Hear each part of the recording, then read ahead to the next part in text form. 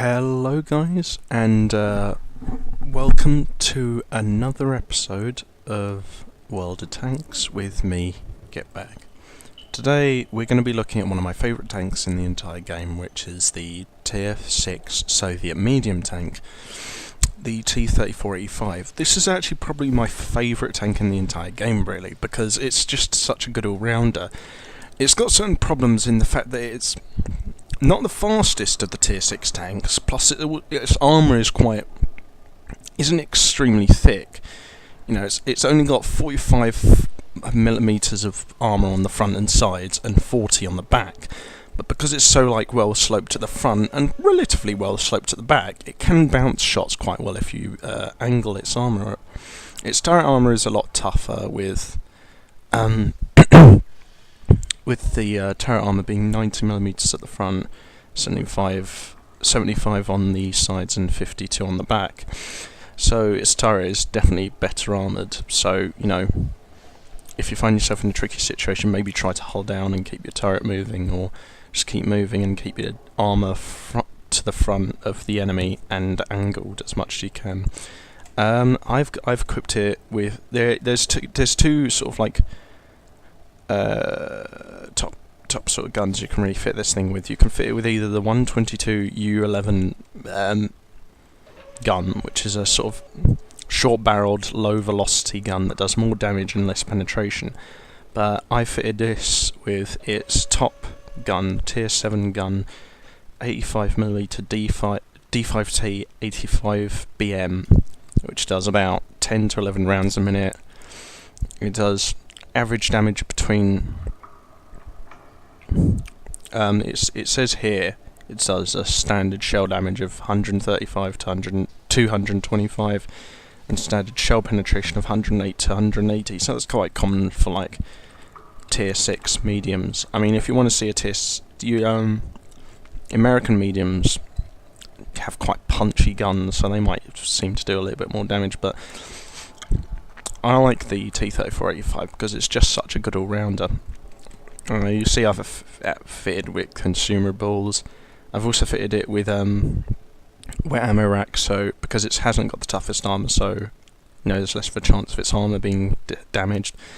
Gun rammer, just to boost up the already pretty impressive rate of fire, and improve ventilation because just to make my crew a little bit more effective, really. Unfortunately, sometimes you will go into Tier 8 games with this thing. That's not very good. But when you go into Tier 6 and 7 matches, it's not too bad, really. This gun sort of does struggle against slightly more heavily armoured targets, but it's not a terrible gun. You know, it's a good tank, really. I mean, it's quite similar to the Chinese Tier 6 medium, the Type 58, but the difference between them two is that the Type 58 is slightly less manoeuvrable, but has a slightly better gun. I think it does more penetration and damage, whereas the T-34-85 is just a bit more manoeuvrable. So we're on Kamarin on attack and defend. I'm on the attacking team, and this is a good matchup actually for the T-34-85. Half tier 5s, half tier 6s, a couple of little Tier 4s thrown into the mix. Yeah, this is a good match for it. Very good match.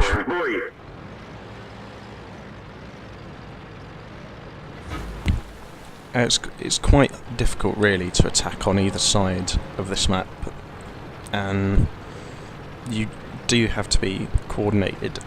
And I mean, to be honest, that's pretty difficult when you're in a when you're in a random battle, because you never know what your team are going to do.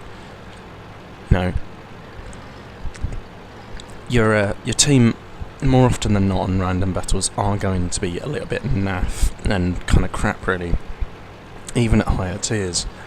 So you just have to be really careful and try not to get yourself cut off. I am going forwards quite a bit here, but I'm keeping in mind just to see where my allies are, where those two heavy tanks are, where that light tank is, and where that tank destroyer is that I've got backing me up. Unfortunately, on this flank we are a little bit spread out, so we're not very well coordinated, and that's kind of really a hard thing to do on random battles is to coordinate your team. It's very, very difficult. You know, 9 times out of 10 you will not be able to coordinate your team on random battle. I don't know what that M5 Stuart is saying no for. I mean, he was clearly going to die. It's probably just an inexperienced player, so I'm not going to blame him too harshly for his death. So this Hellcat, for some reason, has just decided to just totally ignore me, and now I'm just putting shots into his side armour. I can only assume he's not a very well experienced player, because otherwise he wouldn't have just rushed out like that and just totally ignored me. He would have been a lot more careful. Unfortunately, I did get shot by the enemy Tier 5 artillery German grill, which did about 300 damage to me though, which is a bit... ow. Which is a bit annoying. It's a bit detestable. A bit annoying that happened, really, but... you know, this isn't a very heavily armoured machine. You have to be quite careful with it. And unfortunately, I'm kind of in a bit of a dangerous situation here. You know, there's an ARL-44 there, but fortunately he's only got like his stock turret, so that can't mean he has a very good gun. Unfortunately, that KV-1 there wants my blood, so I'm going to have to get out of this position, really.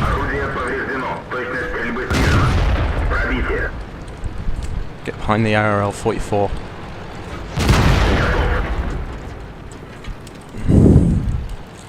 And get behind these rocks before the enemy artillery nails me. Repair my gun.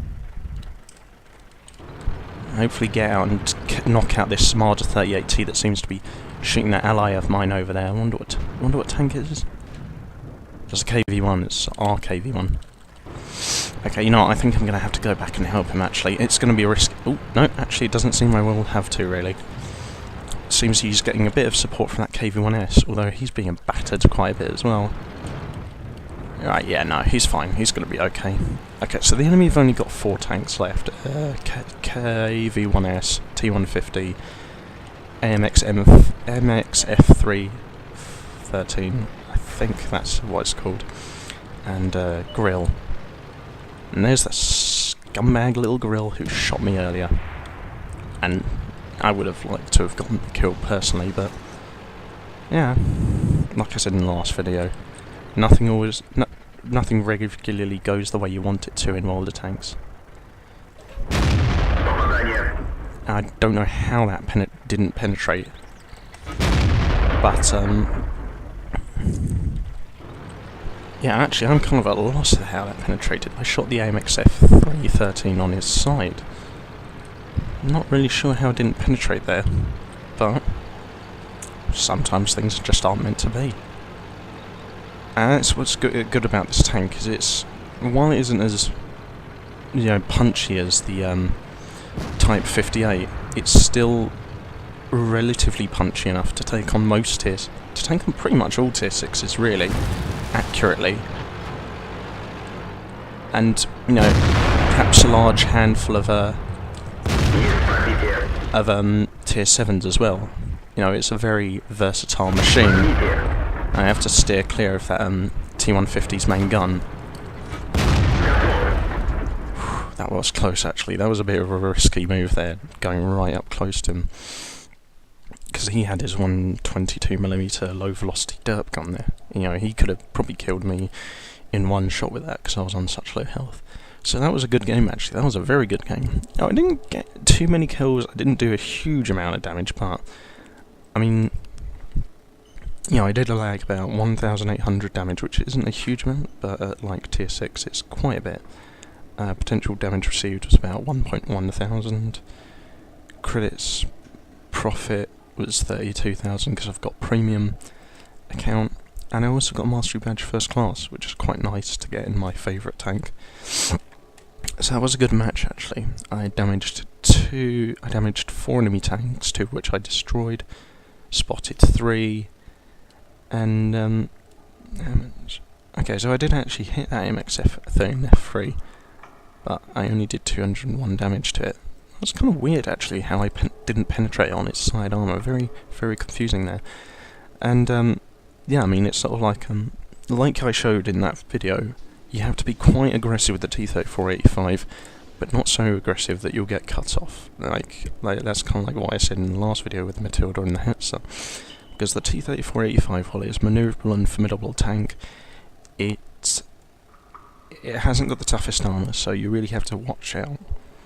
I suppose that's the case with all like medium tanks, but maybe less so with like American medium tanks at higher tiers, like the Patton and the Pershing. Those machines are tough for medium tanks, and yeah, I mean, just so long as you keep yourself moving, keep your frontal armour to the enemy and angle it when you're not moving, then you'll be fine. And if you'll hold down, like keep swiveling your turret, because that, you know, the frontal armour of that turret is pretty good. But the main thing you should be utilising on this thing is its speed, maneuverability, and sort of the accuracy and penetration of its main gun. Because if you get caught out and tracked, you're doomed, because this thing does not have tough armour. So, you know, just keep moving as much as you can, and try and get around the enemy like I did with that ARL-44 there, and you should be fine. So, yeah, I think that's pretty much it for this video. If you guys have any more suggestions for us, just please let us know, and I'll try and take them into consideration. Until next time, drive safely, take care, and I'll see you on the battlefield.